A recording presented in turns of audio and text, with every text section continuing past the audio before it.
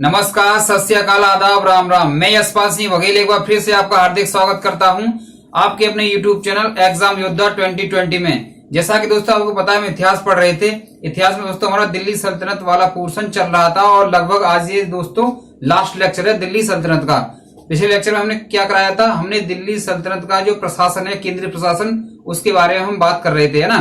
Last lecture में दोस्तों हमने क्या बताया था, सुल्तान के बारे में बताया था कि सुल्तान जो होता था वो किसके आधिपत्य में काम करता था, खलीफा के अंडर वो काम करता था, है ना।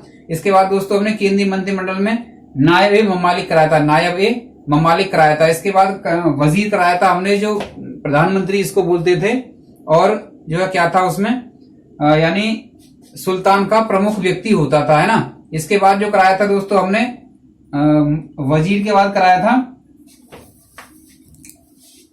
वजीर के हमने सहायक बताए थे, कौन से, मुशर्रफ ए ममालिक बताया था और मुस्तफ ए ममालिक बताया था। ठीक है, चलिए आगे चलते हैं। यहां मैं हेडिंग डाल दे रहा हूं, क्या था, दिल्ली सल्तनत, है ना। दिल्ली सल्तनत, दिल्ली सल्तनत, और इसमें क्या चल रहा था, दिल्ली सल्तनत का प्रशासन चल रहा था।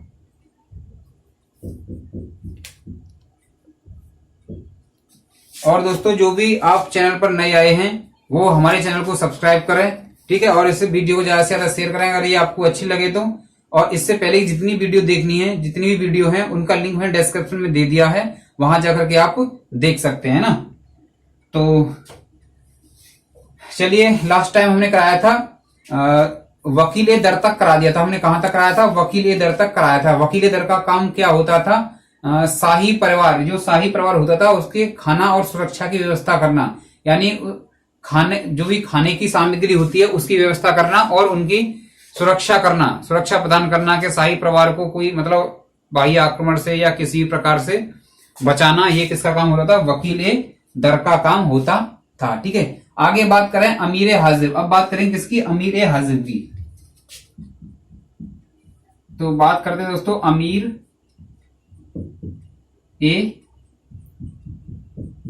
हाजिब। अमीर ए हाजिब की बात कर लेते हैं। ये कौन होता था दोस्तों, तो ये अगर इसकी बात करें तो ये दरबार की व्यवस्था करता था। ये क्या करता था, ये दरबार की व्यवस्था, है ना।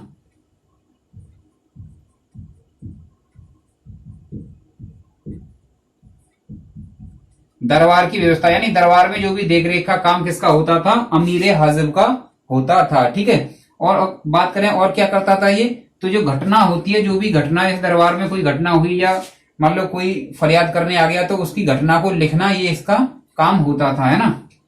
तो घटना को लिखना, घटना को लिखना, ये इसका काम होता था। ठीक है, आगे बात करते हैं अमीर ए आखुर। अगले जो पद की बात करें तो ये क्या है, अगले पद या अगले अधिकारी की बात करें, इसके मंत्रिमंडल में जो भी शामिल थे, तो ये है दोस्तों अमीर ए आखुर। अमीर ए आखुर, अमीर ए आखुर की अगर दोस्तों बात करें तो ये क्या होता था, ये अश्वशाला का अध्यक्ष होता था, है ना। ये क्या होता था, ये अश्वशाला, अश्वशाला का ये अध्यक्ष होता था।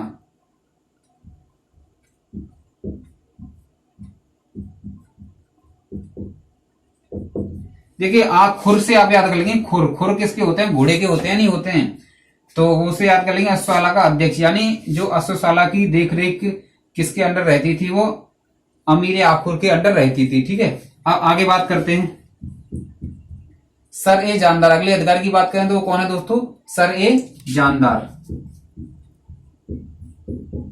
सर ए जानदार। अगर इसकी बात करें तो ये कौन होता दोस्तों, ये होता था सुल्तान का मुख्य अंगरक्षक, है ना। ये क्या होता था, सुल्तान का मुख्य अंगरक्षक, मुख्य अंगरक्षक। ठीक है, इसको याद कैसे करेंगे, जैसे इसको आखुर से याद किया था ना, आखुर, खुर किसके होते हैं, अश्व यानी घोड़े के होते हैं, तो अश्वशाला का अध्यक्ष हो गया तुम्हारा, है ना।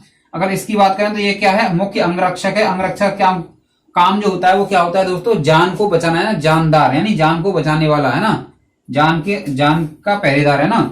तो जानदार से आप याद कर लेंगे मुख्य अंगरक्षक। अंगरक्षक का काम क्या रहता है, जान की हिफाजत करना है ना। तो चलिए इसके बाद आगे चलते हैं। आगे तो दोस्तों ये यहाँ पर क्या होता है हमारा दिल्ली सल्तनत में ये जो प्रशासन है, केंद्रीय मंत्रिमंडल वाला जो पोर्शन है वो कंप्लीट होता है। अब बात करेंगे किसके, प्रांतीय शासन के बारे में है ना। ये आपका क्या था दोस्तों, केंद्रीय मंत्रिमंडल था, यानी केंद्रीय प्रशासन था, जो ये अधिकारी इसमें होते थे। ठीक है, अब बात करेंगे किसके, प्रांतीय प्रशासन के बारे में। तो प्रांतीय प्रशासन के बारे में बात कर लेते हैं।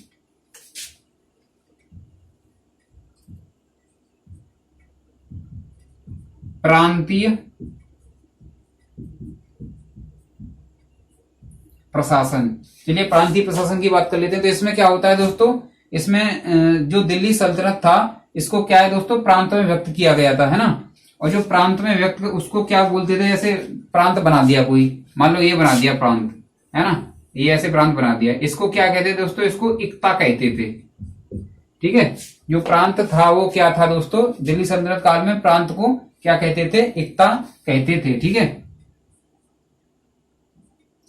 तो आप लिखेंगे दोस्तों, वैसे तो मैं साथ साथ लिखवा देता हूँ ना। अब ऐसा तो है नहीं है कि मैं स्मार्ट बोर्ड जैसे लाते हैं ना कि ले आए और जल्दी जल्दी बता दिया, है ना। तो मैं सब कुछ लिख के समझाता हूँ। तो दोस्तों इस रिक्वेस्ट है आपसे कि इस वीडियो को ज्यादा से ज्यादा शेयर करें। ठीक है, इतनी मेहनत लगती है, ऐसा तो है नहीं कि इसमें डायरेक्ट लिखा हुआ आ रहा है मैं उसको मैं पढ़ के सुना दूं जल्दी जल्दी जल्दी, ऐसे तो आप बुक से भी पढ़ सकते हैं ना। तो चलिए अगर बात करें तो दिल्ली सल्तनत में क्या था,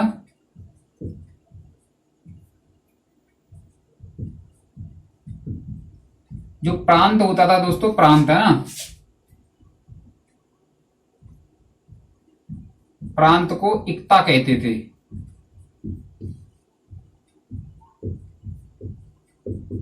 इक्ता कहते थे। ठीक है, अब इक्ता दोस्तों कहते थे। तो इक्ता प्रणाली की अगर बात करें तो हमने जब इल्तुतमिश पढ़ाया था आपको, उसमें बताया होगा कि इक्ता प्रणाली किसने प्रारंभ की थी, वो इल्तुतमिश ने प्रारंभ की थी, है ना। तो आप यहां लिखेंगे इक्ता प्रणाली, प्रणाली है ना,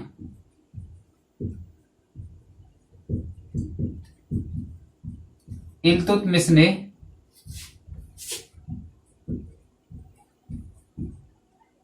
प्रारंभ की। अब इसको मैं हटा देता हूं, है ना, इसको ये समझ में आ गया होगा इक्ता वाला, है ना, इक्ता क्या होता था। तो चलिए मैं इसको साफ कर दे रहा हूं। इक्ता मतलब प्रांत, है ना, जैसे अपना प्यारा यूपी,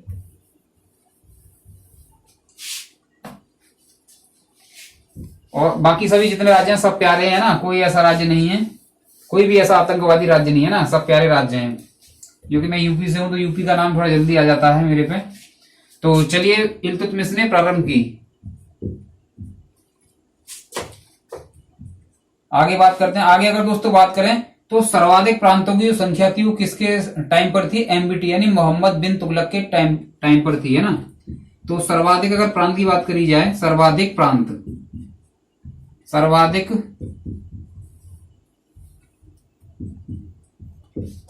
प्रांतों की संख्या किसके टाइम पर थी, मोहम्मद बिन तुगलक, मोहम्मद बिन तुगलक। शॉर्ट में इसको एमबीटी बोल देते हैं ना, शॉर्टकट का टाइम है तो शॉर्ट में ही याद रख लेंगे एमबीटी। ठीक है, प्रांतों की सर्वाधिक संख्या किसके टाइम पर थी, मोहम्मद बिन तुगलक के टाइम पर थी। और ये कितनी थी दोस्तों, 23 प्रांत थे उस टाइम पर, है ना, 23 प्रांत। 23 प्रांत। ठीक है, चलिए आगे बात करते हैं। अब देखिए दोस्तों, जो इसकी देखभाल करते थे इक्ता की, है ना, इक्ता की जो जिम्मेदारी होती थी वो किसके पास रहती थी, इक्तेदार के पास रहती थी, है ना। इक्ता की जिम्मेदारी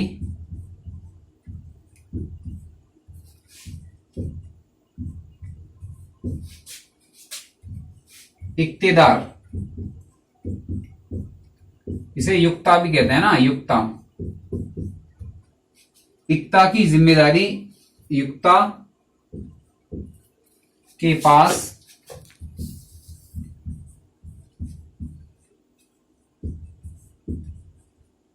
रहती थी।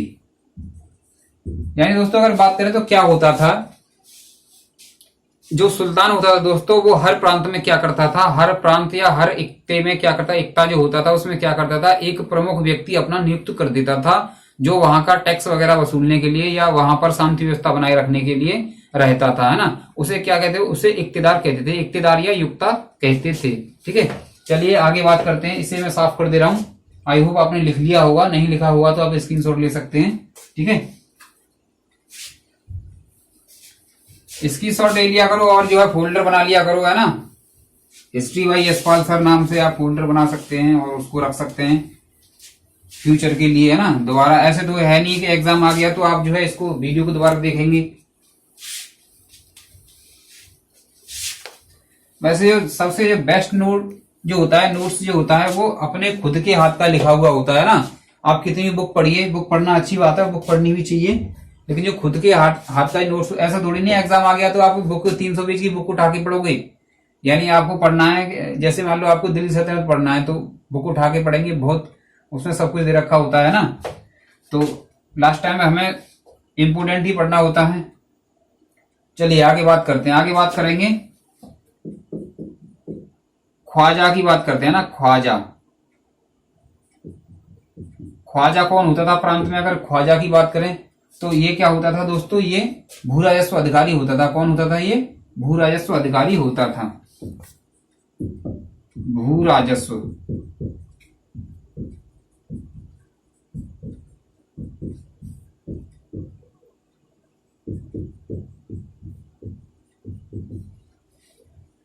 यानी जो टैक्स वगैरह लेते हैं ना, ये किसको रिपोर्ट देता था, ये जो है इक्तेदार को रिपोर्ट देता था कि ये टैक्स वगैरह इतना जो है इस प्रांत से आया हुआ है ना। और इक्तेदार किसको देता था, वो देता था किसको, सुल्तान को जाकर के, है ना। चलिए आगे बात करते हैं और क्या करता था ये, है ना। इसके दोस्तों ये एक सहायक भी रहता था, इसके साथ सहायक भी रहता था। अगर सहायक की बात करें तो वो सहायक क्या बोलते थे, उसको नाजिर बोलते थे, है ना, नाजिर। ठीक, आगे बात करते हैं। आगे बात की जाए तो जिला, जिला की बात कर लेते हैं।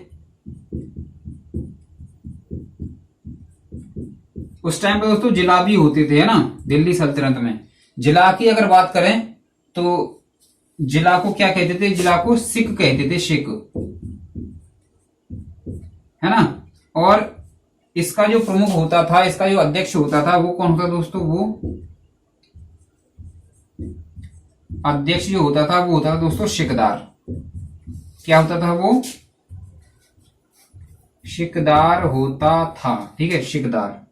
क्लियर, यहां तक आपको समझ में आया। ये यहां पर दोस्तों आपका दिल्ली सल्तनत वाला जो पोर्शन है ये कंप्लीट होता है। हमने गुलाम वंश से लेकर के लोधी वंश तक, है ना, सब कुछ आपको बड़ी विस्तार पूर्वक करवाया है। जो भी एग्जाम में पूछा गया था, प्रीवियस ईयर क्वेश्चन पेपर मैंने स्टडी करके तब आपको ये पूरा कंटेंट दिया है, ताकि आपका कोई जो है क्वेश्चन इसमें से छूटे ना, है ना। तो अब दोस्तों मैं एक बार रिवाइज करा दे रहा हूं, क्योंकि अब अगली वीडियो अगर यही छोड़ दूंगा तो वीडियो छोटी हो जाएगी, है ना। अब मैं थोड़ा गुलाम वंश में कौन कौन से शासक थे ये मैं थोड़ा आपको बता दे रहा हूं, है ना, कब ने कौन कौन से थे। ठीक है, तो एक बार रिवाइज करवा दे रहा हूं। चलिए कहां गया रजिस्टर,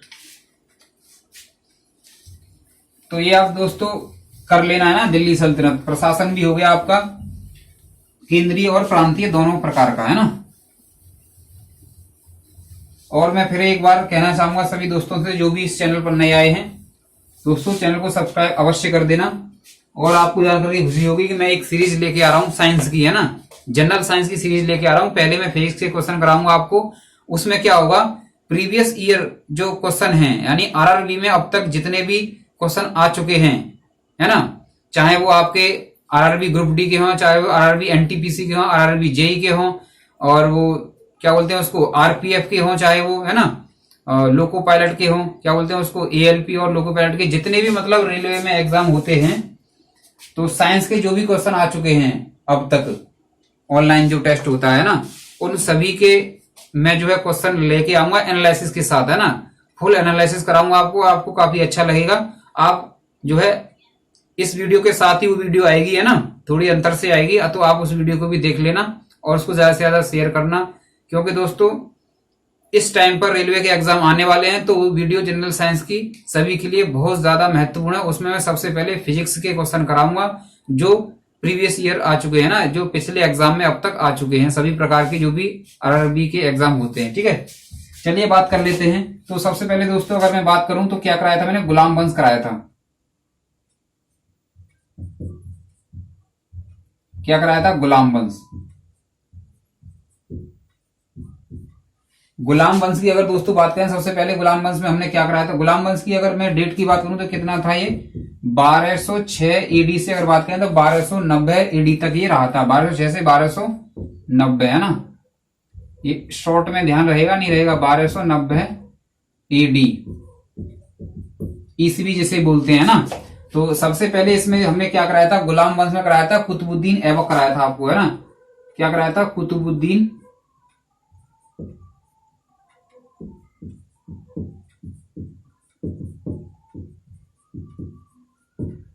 ऐबक। अगर इसकी बात करें तो कब से कब तक कराया था, ये 1206 से 1210। डेट लिखूं क्या मैं इसकी, वैसे डेट कभी पूछी नहीं गई है किसी की, है ना।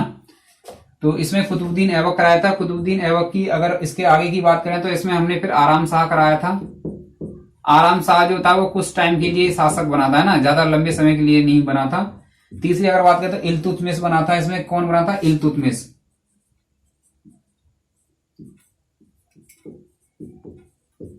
इल्तुतमिश के बाद जो हमने जो कराया था वो क्या कराया था आपको, रजिया सुल्तान। क्या कराया था, नहीं, इल्तुतमिश के बाद रुकनुद्दीन फिरोज शाह, है ना, रुकनुद्दीन फिरोज।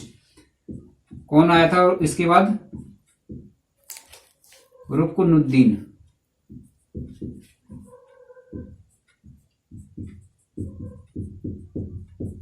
रुकनुद्दीन फिरोज, है ना। रुकनुद्दीन फिरोज की बात करें तो कौन बना था उसके बाद फिर रजिया सुल्तान। कौन दोस्तों, रजिया सुल्तान, प्रथम महिला शासिका, यानी प्रथम महिला सुल्तान, भारत की प्रथम महिला शासिका, है ना, रजिया सुल्तान। ये ज्यादा सफल नहीं रही थी, क्यों नहीं रही थी, ये हमने रजिया सुल्तान वाले जो लेक्चर है उसको आप देखना चाहें देख सकते हैं, डाल देना रजिया सुल्तान बाई यशपाल सर, है ना, हो जाएगा, तो उसमें देख लेना। क्योंकि दोस्तों इसने एक युद्ध लड़ा था, है ना, और एक युद्ध में ही वो हार गई थी और उसी से उसने निकाह कर लिया था, रजिया सुल्तान। ठीक है, आगे अगर बात करें छठे नंबर पर जो हमने पढ़ाया था आपको, क्या पढ़ाया था दोस्तों, बहराम शाह पढ़ाया था, है ना, बहराम शाह।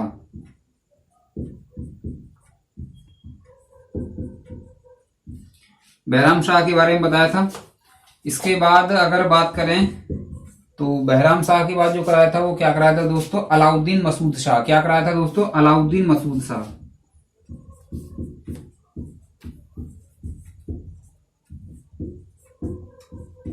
अलाउद्दीन मसूद शाह।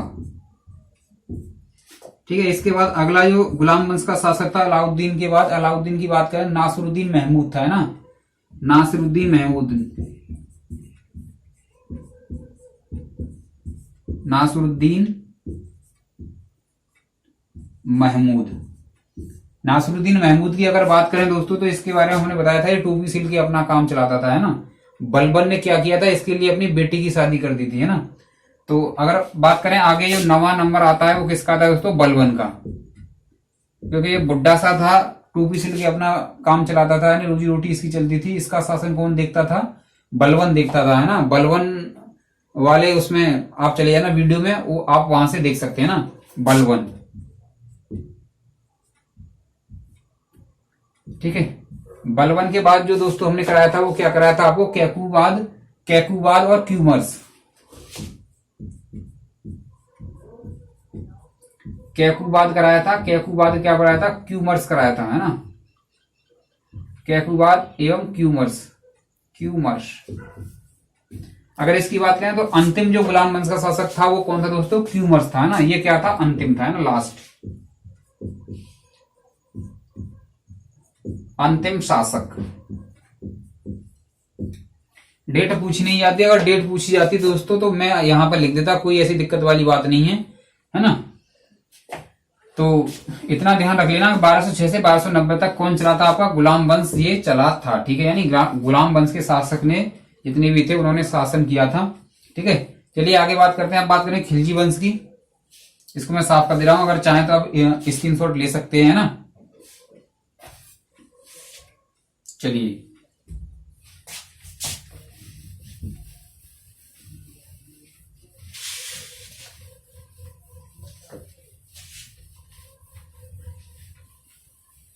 आगे बात करते हैं। आगे अगर बात करें तो इसके बाद गुलाम वंश के बाद कौन सा आया था दोस्तों?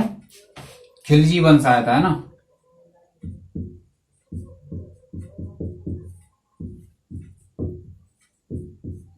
खिलजी वंश की अगर बात करें दोस्तों, ये कब से कब तक? 1290 से 1320 तक। 1290 से 1320 तक, है ना, एडी ईस्वी, यहां तक ये चला था। अगर इसके शासक की बात करें तो इसके कौन कौन से शासक थे दोस्तों? पहले अगर इसके शासक की बात करें तो ये था दोस्तों जलालुद्दीन खिलजी।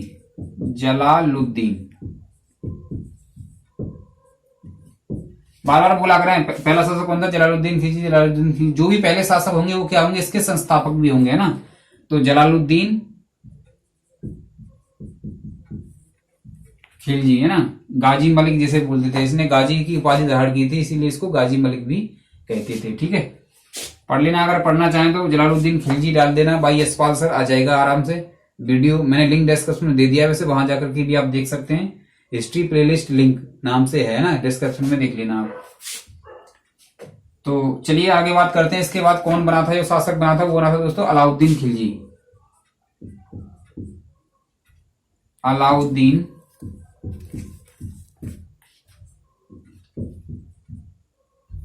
खिलजी,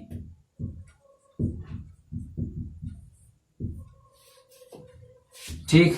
इसके अगर लास्ट शासक की बात करें अलाउद्दीन खिलजी के बाद जो बना था वो कौन था? मुबारक शाह खिलजी। कौन बना था? मुबारक शाह खिलजी। मुबारक शाह खिलजी, ठीक है। ये आपको खिलजी वंश होता है कहां से? 1290 से लेकर के 1320 एडी तक, है ना। और अगर इसकी बात करें तो इसमें बहुत ही कम शासक थे, 3 ही शासक थे इसमें। और आगे अगर बात करेंगे हम लोधी वंश में जो बात करेंगे उसमें भी हमारे 3 प्रमुख शासक थे, ठीक है। तो इन दोनों वंशों में 3 ही शासक हैं, इतना ही चला था ये वंश, ठीक है। चलिए आगे बात करेंगे। इसके बाद ये हो गया आपका, चाहे तो स्क्रीनशॉट ले सकते हैं, ठीक है। खिलजी वंश के बाद दोस्तों जो हमने आपको कराया था उसकी अगर बात करें तो वो कराया था दोस्तों हमने तुगलक वंश। क्या कराया था? तुगलक वंश।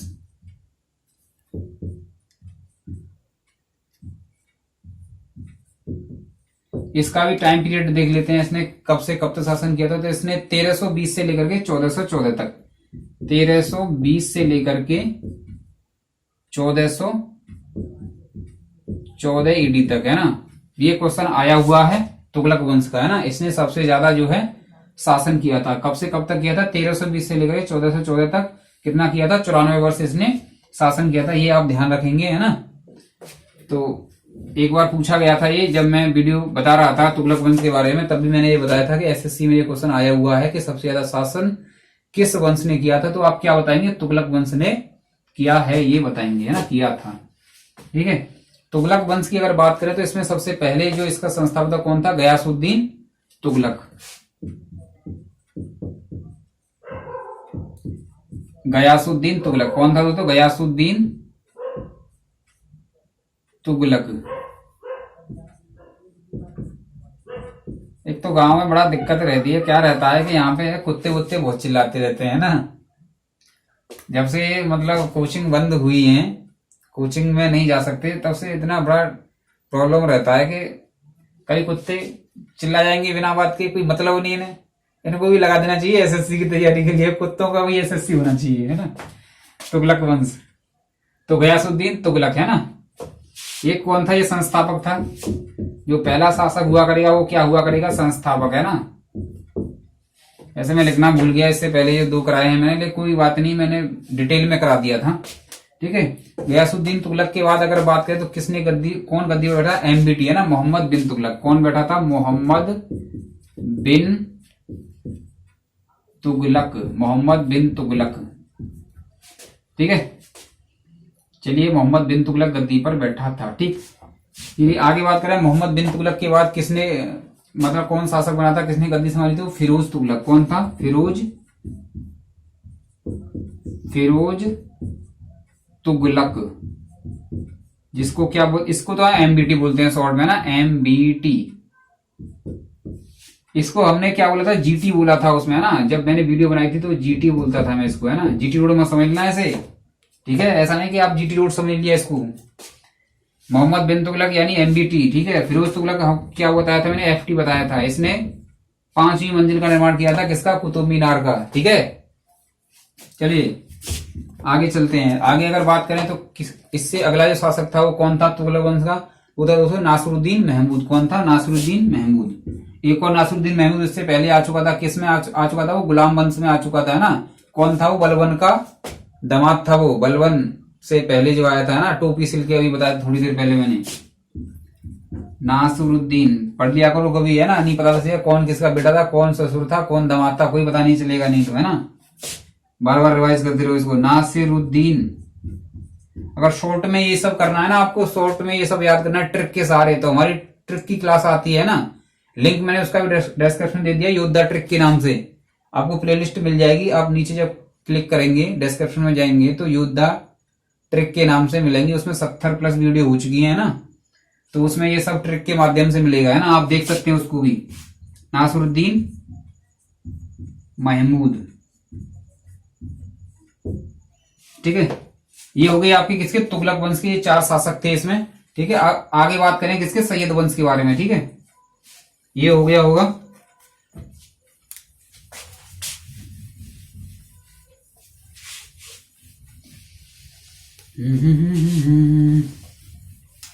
चलिए ठीक है, चलते हैं ना, आगे चलते हैं।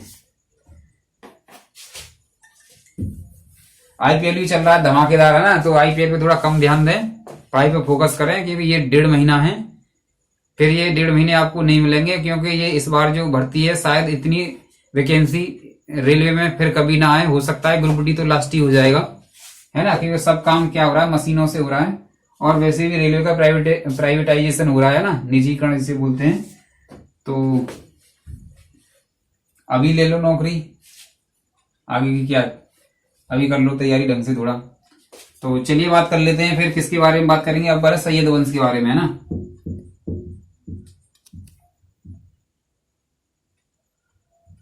सैयद वंश,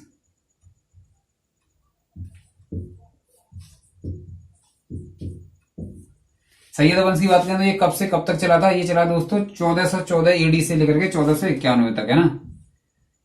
1414 ईडी से 1451 ईडी तक। इसमें भी बात कर लेते हैं। इसमें बात करें पहले शासक के बारे में तो कौन था दोस्तों? खिज्र खां। कौन था? खिज्र खां।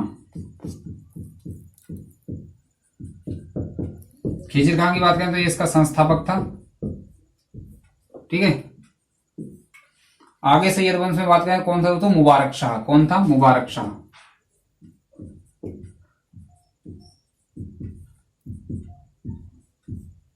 मुबारक शाह के बारे में मैंने स्टोरी बताई थी एक आपको, है ना। मुबारक शाह के बारे में क्या थी वो स्टोरी, वो आप वीडियो में जाएंगे, है ना, वहां डालेंगे सैयद वंश, उसमें आ जाएगा। एक ही वीडियो में मैंने पूरा सैयद वंश कराया था।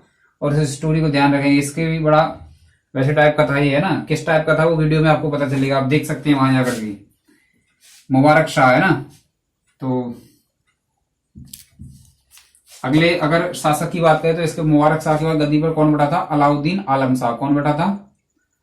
मोहम्मद शाह, है ना। कौन बैठा था दोस्तों? मोहम्मद शाह बैठा था। मुबारक शाह के बाद मोहम्मद शाह। बड़ा कंफ्यूजन सा नाम है, देख लेना थोड़ा। मोहम्मद शाह, मुबारक शाह, मोहम्मद शाह, ठीक है। आगे दोस्तों अगर बात करें तो इसके बाद कौन था? अलाउद्दीन आलम शाह।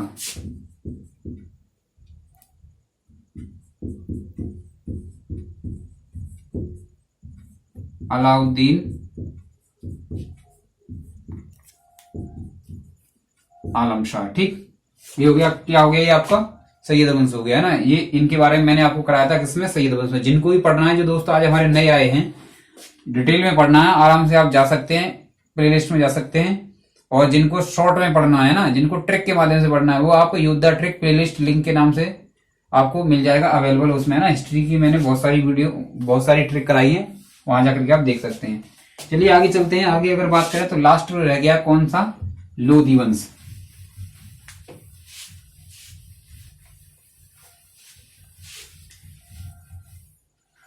लोधी वंश की बात कर लेते हैं ना।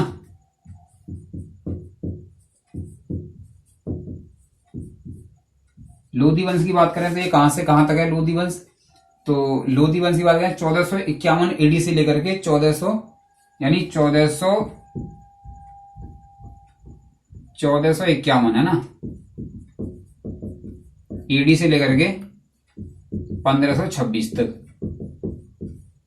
1526 में क्या होता है, इब्राहिम लोधी और बाबर के बीच में तलवारें चल जाती है ना, घमासान युद्ध हो जाता है। और क्या होता है, उसमें बाबर की जीत होती है। और बाबर क्या करता है, 1526 में मुगल साम्राज्य की स्थापना कर देता है। कहां पर, दिल्ली पर, यानी भारत में मुगल साम्राज्य की स्थापना कौन करता है, बाबर कर देता है। अगले लेक्चर में कराएंगे बाबर कौन था, कहां से आया था, क्या उसकी मम्मी का नाम, पापा का नाम, दादी जो भी था है ना, अम्मी अब्बू जो भी थे उसके, सब बताएंगे उसके बारे में डिटेल में बताएंगे एकदम बढ़िया तरीके से, ठीक है। चलिए बात कर लेते हैं फिलहाल लोधी वंश की। लोधी वंश की बात करें तो सबसे पहला शासक इसमें था दोस्तों आपका कौन, बहलोल लोधी है ना। कौन था, बहलोल।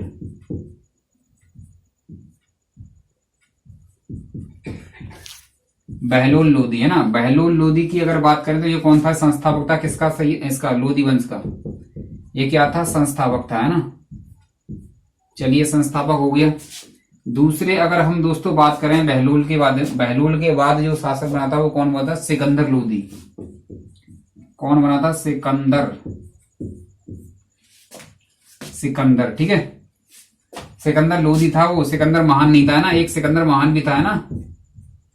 सिकंदर और फूरस में जो लड़ाई हुई थी है ना। तो चलिए गाना भी है सिकंदर, बहुत सारे गाने हैं। वो सिकंदर झांक ले अपने दिल के अंदर, ठीक है। बड़ा ही जुनून वाला गाना है, बड़ा ही मोटिवेशन देता है अंदर से है ना। क्यों तरसता है तू बंदे, ऐसे करके है कुछ, देख लेना आप, बहुत सारा मोटिवेशन मिलेगा उस गाने से। आगे चलिए बात करते हैं। आगे कौन था, इब्राहिम लोधी।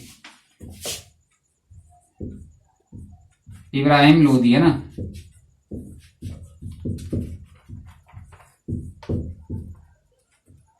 इब्राहिम लोधी, ये आपका यहाँ पर कंप्लीट होता है, ठीक है। बहलोल हो गया। जब भी सिकंदर नाम देखता हूँ ना, मुझे वही गाना याद आ जाता है, वो सिकंदर झांक ले तू दिल से अपने दिल के अंदर, ठीक है।